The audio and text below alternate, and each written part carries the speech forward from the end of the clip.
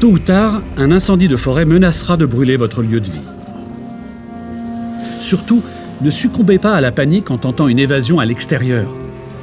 Fumée épaisse et température intense sont un piège mortel, d'autant plus si vous êtes en voiture. Rappelez-vous que dans ce cas, le lieu le plus sécurisé est l'intérieur de votre maison, mais seulement si la maison est construite en dur et si un bon débroussaillement a été réalisé. Lui seul est fondamental pour votre autoprotection.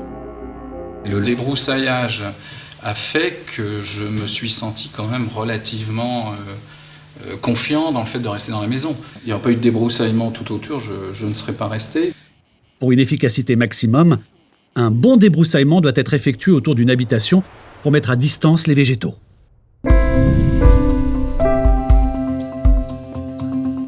Mais au fait, ta maison est loin de la forêt ? À moins de 200 mètres.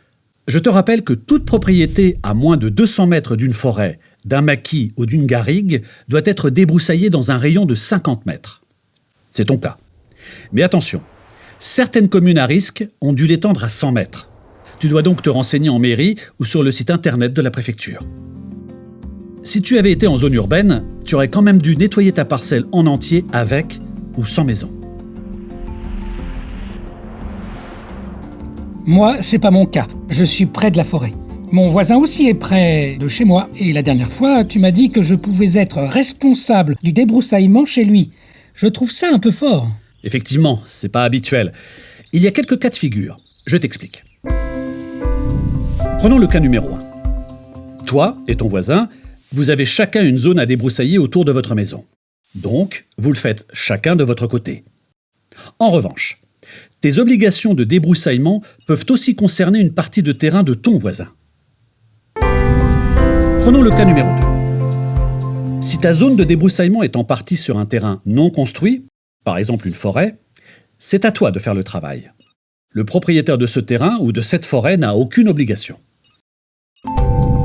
Et dans le cas numéro 3, si vous êtes deux à devoir faire des travaux sur une parcelle non construite, vous devez débroussailler les zones dont vous êtes responsable.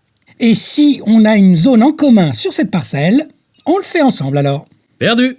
Pour cette zone commune à vous deux, le débroussaillement doit être réalisé par le propriétaire de la maison qui est la plus proche de ce terrain. Concrètement, un propriétaire doit débroussailler 50 mètres autour de chez lui, même si ça tombe chez le voisin.